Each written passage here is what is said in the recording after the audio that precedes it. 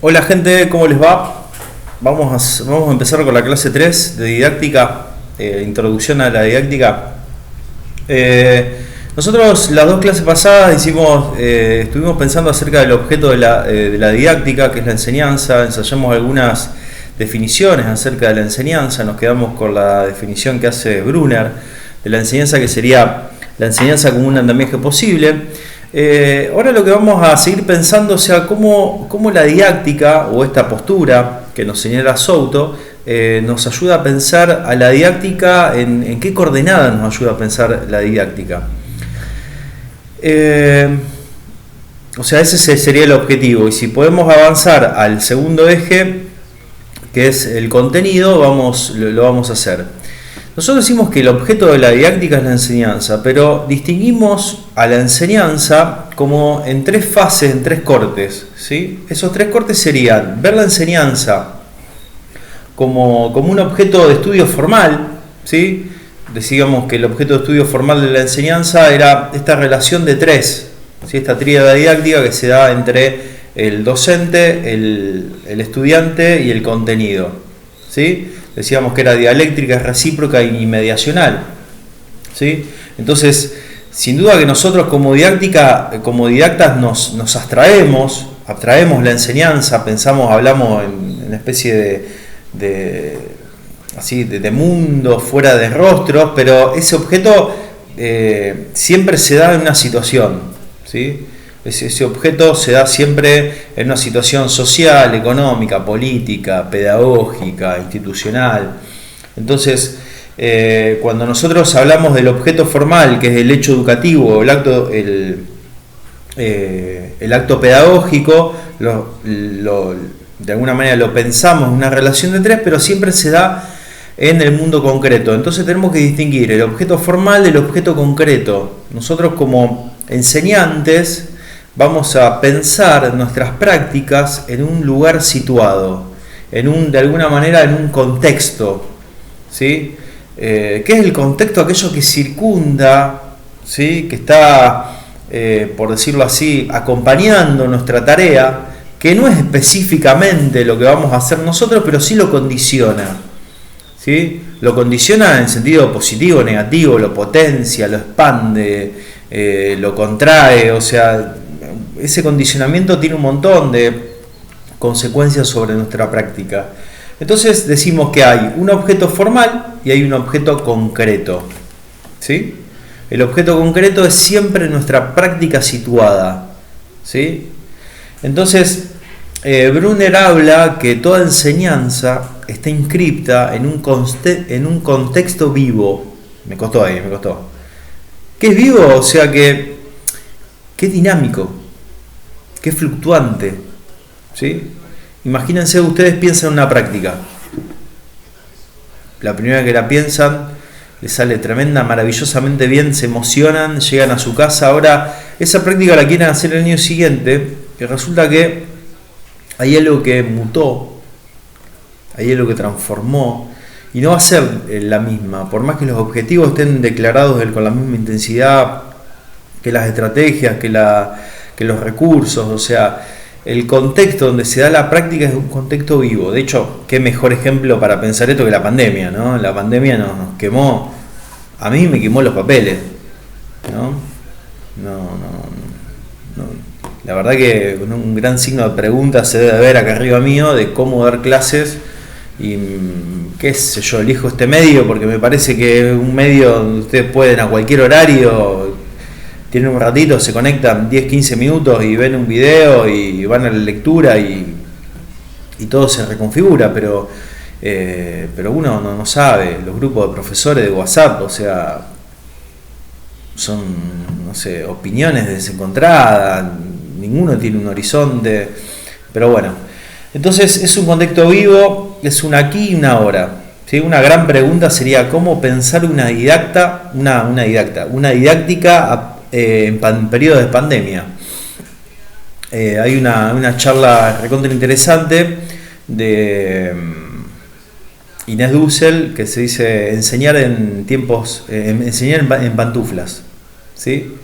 Es interesante lo que está pasando, esto de aprender y enseñar fuera del dispositivo escuela, pero tratando de generar aprendizajes como si estuviésemos en la escuela, ¿sí? Hay muchos errores, aciertos también, pero bueno, eso se verá más adelante. Entonces teníamos el objeto formal, tenemos el objeto concreto que es vivo, que es un contexto vivo, y tenemos, fíjense lo que agrega Souto, que es maravilloso, es complejo, ¿sí? La didáctica tiene un objeto complejo. ¿Qué significa complejo? Complicadísimo, no significa complicado así en el sentido más popular que nosotros le decimos, sino que complejo es que tiene pliegos, ¿sí? Que yo cuando trato de explicar la palabra complejo un poco la sitúa Edgar Morin, que es un filósofo sociólogo francés, y a mí me hace acordar esto, o sea, yo me acuerdo que mi abuela tenía en la mesa donde comíamos para Navidad, tenía una mesa larga, entonces usaba un mantel. ¿Sí? Un mantel que ella, mantel blanco que planchaba con almidón. ¿Sí? No sé, el almidón es la fécula, esa harina finita, bueno, la planchaba con eso. Entonces ella sacaba el mantel ese, nosotros llegamos temprano, ella ponía en la mesa, sacaba el mantel y lo iba desplegando, ¿sí? De un pilón hacia dos, de dos hacia cuatro, y eso que la realidad es compleja porque tiene pliegos. Nosotros siempre vemos una de las caras de ese mantel que se despliegue, pero siempre hay una que está oculta. Entonces vamos a lo oculta, la abrimos, pero siempre hay otra que se oculta. O sea, la enseñanza es compleja en el sentido de que nunca vemos toda la realidad, nunca sabemos toda la verdad. Pero igual nosotros los profesores a veces decimos, te di un montón de oportunidades y las desaprovechaste y esta es la verdad, sos un desagradecido, te vas a llevar la materia. Creemos que sabemos la verdad, pero en realidad no la sabemos, no sabemos lo que pasa por el otro. Es más, hasta Clear dice, aprender es ese acto que se puede escindir del tiempo y yo puedo aprender algo que alguien me enseñó 4 años después, cuando digo, esto era, ¿no? Voy al supermercado y me dice un descuento del 30% de 100 pesos. Entonces digo yo, 5 años después de terminar la secundaria, ¿esto es regla de 3 simple? ¿Sí? ¿Te acuerdas? Regla de 3 simple, matemática. Bueno, yo lo único que me acuerdo. Sigamos. Entonces, complejo significa eso, o sea, que es inacabado, o sea, nunca termino de conocer lo que es la enseñanza. Que no es simple, que no se puede reducir, sino que es múltiple, y frente a lo múltiple, frente a lo complejo, lo único que podemos hacer es sumar miradas, ¿sí? Tengo que hacer una mirada desde la didáctica, la hago, una mirada desde la pedagogía, la hago, una mirada desde la sociología, desde la psicología. Por eso, de alguna manera, las reformas educativas tienden a poner sobre la mesa un montón de personas que vienen de diferentes disciplinas, como psicólogos, psicopedagogos, trabajadores sociales, hasta médicos en las escuelas, para poder entender qué es lo que pasa en la relación de enseñanza-aprendizaje. ¿Sí? Ahora, para poder entender esta complejidad, lo que no puedo hacer nunca es renunciar a entenderla, y después lo que no puedo hacer es escindir, ¿sí? O sea, separar la enseñanza del contexto, ¿sí? No puedo separar de alguna manera el contexto hacia el texto, ¿sí? O sea, todo el entorno me va a decir quién es el que está delante mío, ¿sí? O me va a tirar indicios sobre quién es el que, y a partir de ahí yo tengo que proponer una situación de enseñanza para que el otro aprenda, ¿sí? No sé, hay un montón de ejemplos para esto, pero no sé, tratemos de llevarlo a nuestra área. Yo le estoy hablando a cada persona que van a escuchar este video y que vienen en diferentes áreas, pero es lo mismo, no sé, enseñar educación física en una escuela de un club deportivo que, no sé, en una escuela del centro de Cava que tiene un patiecito de 2x2, o en una escuela de la Barranca del río Paraná, que, o o sea que todo su terreno está en pendiente, es lo mismo ese contexto. ¿Qué me dice? Entonces, ¿puedo yo enseñar a leer y escribir a personas que son la primera generación que está accediendo a la escuela con la misma facilidad que, no sé, que en un centro urbano, que la mayoría de la gente o gran parte está alfabetizada? Entonces, ese contexto me voy tirando indicios de cómo tengo que pensar esa situación de enseñanza en el aquí y en el ahora. Podemos ir cerrando esta primera unidad, decir que, fíjense que voy a sintetizar, ustedes después van a ir a Souto y lo van a leer mejor, o sea, pero que la didáctica va a ser una reflexión sistemática sobre la enseñanza, que esa enseñanza difiere de otras realidades que a veces la usamos como sinónimas, que es la educación, la profesionalización, ¿sí? Y el mundo así de lo técnico, la capacitación. Después también decimos que ese objeto de alguna manera lo podemos pensar en tres niveles.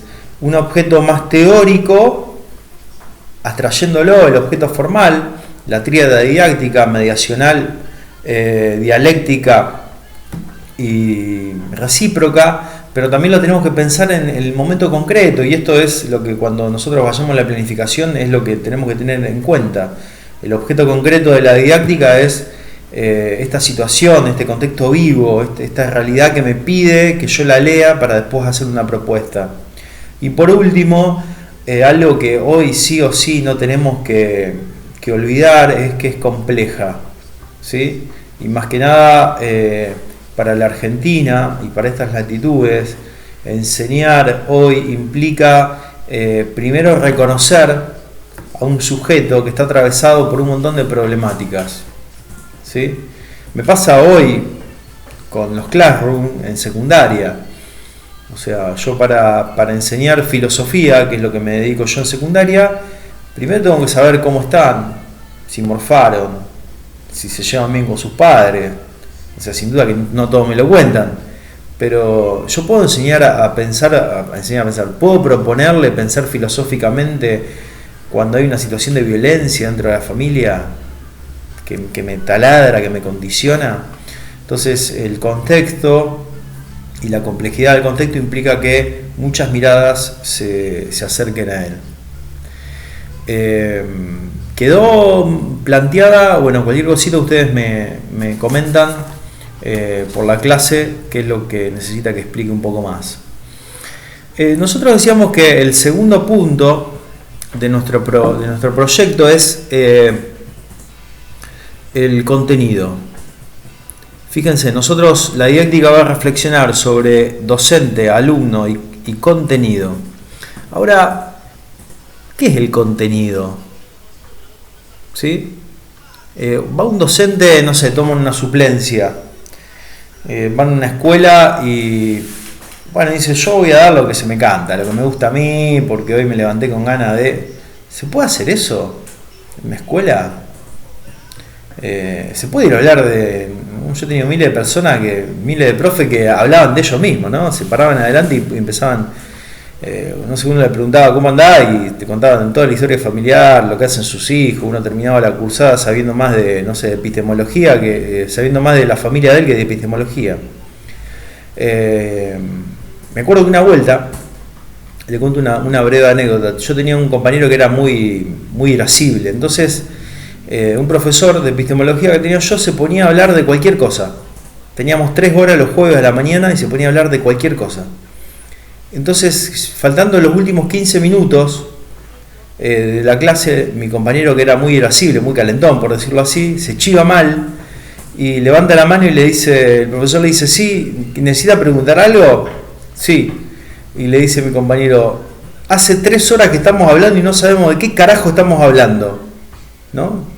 Era tan ecléctico, tan confuso el profesor, que hablaba de cualquier cosa, que no había un contenido, un qué, que nos convocase, que nos reuniese, sino que era todo así, espontaneidad, o sea, improvisación pura.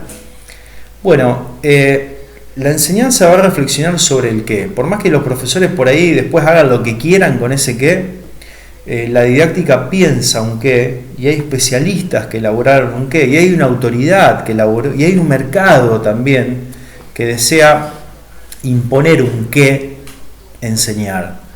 ¿Sí? El contenido sería ese qué debemos enseñar, y ya pongo la palabra debemos ahí como para condicionar un poco más. ¿Sí? Ustedes dirán, ¿por qué está este pizarrón acá? A ver, miren, les voy a acercar un poquito más y miren lo que dice ahí, que voy a poner acá un poquito más abajo, y fíjense que hay una palabra que dice elefante, caracol y conejo, y bueno, está mi letra horrible que dice didáctica. ¿Qué es esto que está acá?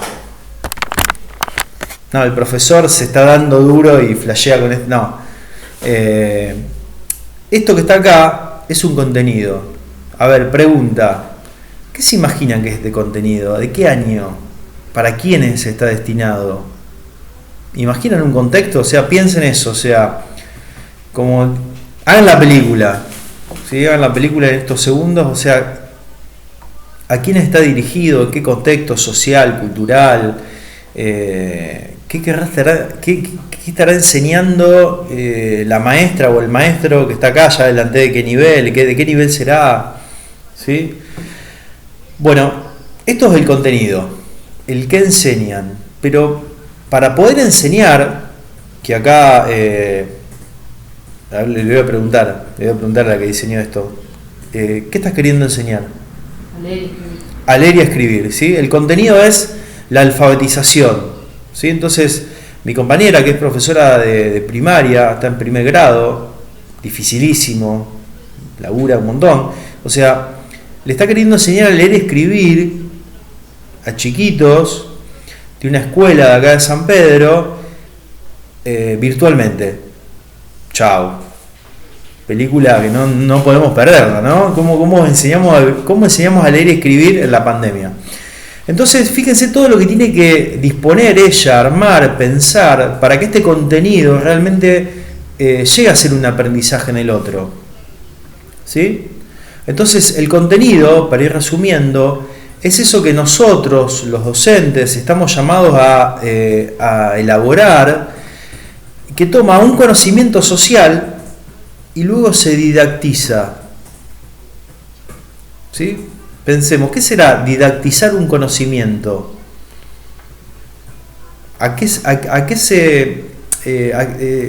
¿Cuál es el objeto de la didáctica? Ahí está, entonces didactizar un conocimiento es hacerlo enseñable.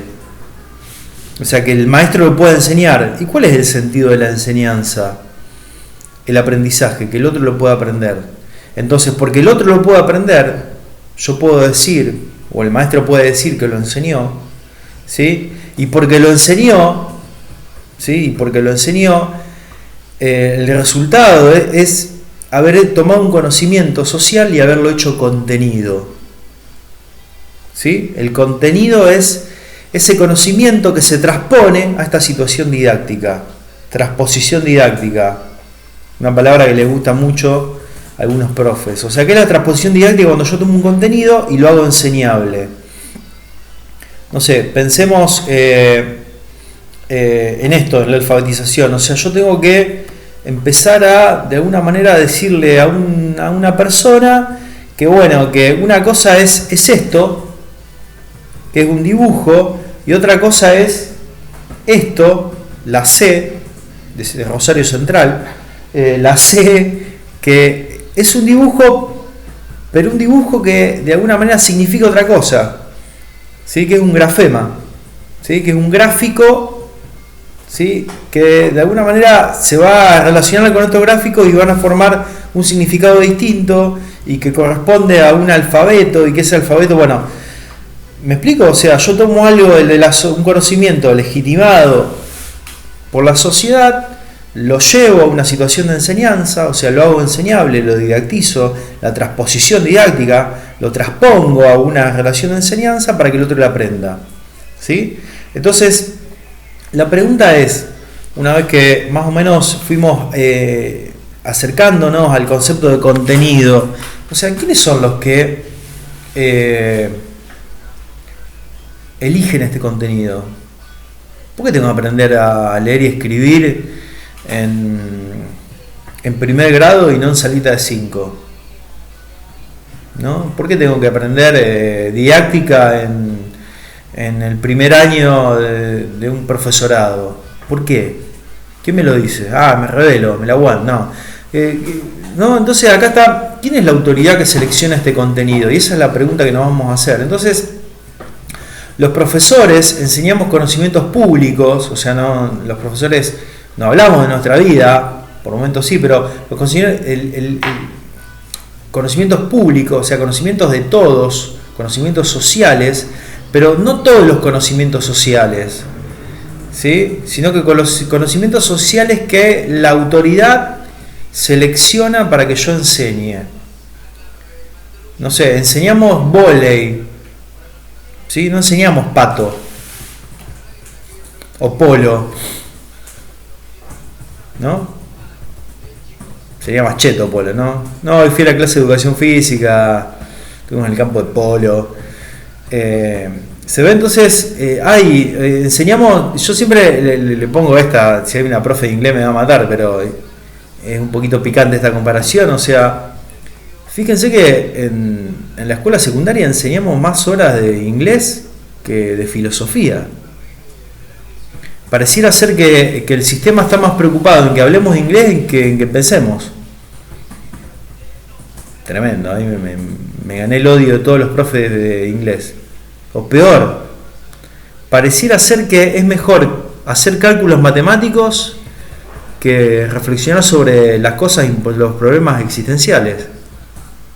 ¿Sí? Bueno, salgamos a cruzar a todos los profesores de matemática. ¿Sí? Si alguno tiene uno cerca, ahí ya está, decapite. No, hablando en serio. Entonces, acá tenemos un tema grande, ¿sí? Un tema, aunque parece menor, pero es un tema de mucho debate dentro del sistema educativo y de la política educativa.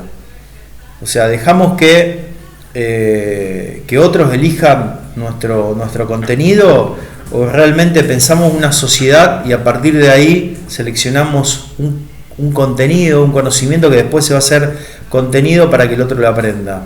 Entonces, para los agentes que seleccionan este contenido, Birri Palamidesi los reúnen en 3 grandes grupos. O sea, primero hay una cultura que genera un contenido, una cultura, no sé, por decirlo así, occidental. Acá no quiero entrar en ese debate. Después hay actores, instituciones, procesos, y después hay una selección, ¿sí? de esos contenidos en la forma de organizarlos, ¿sí? En la forma de organizarlos. Más o menos el planteo, ustedes me dirán, cuando nosotros hablamos de que hay una cultura, o sea, no estamos diciendo que hay algo sumamente estático que seleccione un contenido, sino que la palabra cultura admite tensiones, ¿sí? Pujas, hay poder, ¿sí? Me acuerdo que hace un tiempo atrás, por ejemplo, tenía entendido que en Chile habían sacado filosofía de la escuela secundaria. Qué odio que le tienen a filosofía, qué bárbaro, siendo algo tan maravilloso. Pero bueno, habían sacado filosofía de la secundaria. ¿Para qué? Para poner prácticas profesionalizantes, ¿sí? Pasantías en empresas. Entonces ahí, de alguna manera, la cultura más ligada al mundo comercial, empresarial, hizo lobby para generar un contenido que le traiga un beneficio a ellos, ¿sí? Entonces, fíjense acá cómo contenido se sujeta a una imposición cultural, ¿sí? Y fíjense la palabra que voy a decir ahora. El contenido, de alguna manera, muestra la disputa social que nosotros tenemos por la hegemonía, ¿sí? ¿Cuál es la cultura hegemónica y cuáles son las contraculturas que están disputándose y por lo tanto ganan o pierden, ¿sí? Espacio en este contenido? Volvamos al hecho de inglés. O un contenido ahora que está fuertemente en disputa es la educación sexual integral. ¿Sí?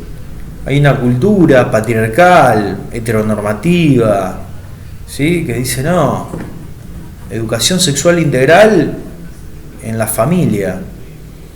¿Sí? Educación sexual integral solamente los órganos. Tomá pastilla anticonceptiva, higienizate bien el cuerpo, estos son tus órganos y a tu casa. Y hay otro sector de la población que está en disputa, una disputa cultural que dice no, o sea, es una práctica social y por lo tanto tiene que ser regulada por el Estado y la tenemos que poner sobre la mesa. No podemos liberar algo tan importante a cada individualidad o a cada familia que a veces no, por la propia ignorancia, por pudores o por otras conveniencias no lo toca. Entonces el contenido de alguna manera es algo importante, es algo en disputa. Y tenemos acá como tres grandes agentes. Tenemos las instituciones más ligadas a la ciencia, que van a de alguna manera fijar ese contenido, que van a proponer un contenido. Después tenemos el Estado, o sea, el Estado como ese lugar de tensiones políticas. Y después tenemos el mundo empresarial, que también disputa. ¿Sí? Los que tengan hijos, o sea, hagan esto, chequen las actividades de sus hijos. No para meterse en la vida de los docentes y demás, sino para ver quién seleccionó el contenido ese que está dando.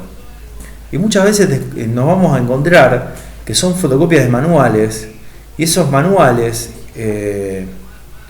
son hechos por las grandes editoriales, que a su vez los dueños de las grandes editoriales son los mismos dueños de las grandes corporaciones mediáticas, que son los dueños de las grandes empresas multinacionales. Entonces, fíjense cómo de alguna manera podemos seguir un hilo conductor en la selección del contenido, de una fotocopia de mi hijo a las multinacionales más poderosas del planeta. ¿Sí? No dije nada del planeta. Pero ahí tenemos una relación entre el contenido y el poder económico. Entonces, bueno, el tiempo se está yendo, ya empezamos a tratar el segundo eje problemático, que es el contenido escolar, ¿sí? Didáctica, ya planteamos didáctica, ahora vamos a contenido. Contenido que tenemos que, para resumir la clase de hoy, el contenido es el que vamos a enseñar. Ese contenido es fruto de un conocimiento social legitimado, didactizado. Esto acuérdense, ¿sí? Yo puedo saber mucho de literatura porque me gusta leer, pero otra cosa, piensen esto, es enseñar literatura. Messi la rompe jugando al fútbol, la rompe. Ahora, Messi sabe enseñar fútbol, y acá tenemos el gran problema. O sea, que yo posea el saber no significa que lo pueda didactizar, que lo haga enseñable. Entonces acá viene la profesionalidad del docente, ¿sí? Para cerrar, o sea, ¿cómo hacemos para didactizar? Y bueno, Comenio, en un gran libro que se llama Didáctica Magna, escrito, no recuerdo bien, pero siglo XVII, siglo XVIII, Juan Amos Comenio, nos da tres principios para poder didactizar un contenido. Los tres principios son: de lo simple a lo complejo, de lo concreto a lo abstracto y de lo particular a lo universal. Si yo quiero enseñar a leer y escribir, voy a tener que ir de lo más simple, un dibujo, a un grafema, a la unión de los grafemas, al fonema, que es la palabra, y así sucesivamente hasta ir a la complejidad del lenguaje. Tengo que ir de lo concreto, del dibujo, ¿sí?, a la representación mental, a lo abstracto. Y por otro lado tengo que ir de lo particular a lo universal. No puedo enseñar dónde queda, no sé, Miami, sin antes haberle enseñado a mi estudiante en qué barrio está su casa, cómo se llama la cuadra, en qué pueblo vive, a qué provincia pertenece y en qué estado está viviendo. ¿Sí? ¿Me explico? Entonces, con esos tres principios ya podemos comenzar a pensar una didactización o una transposición didáctica. Bueno, esto ha sido todo por hoy. Espero que les haya servido este video. Cualquier comentario me lo hacen en el aula virtual. Y bueno, nos seguimos encontrando. ¿Sí? Un abrazo grande.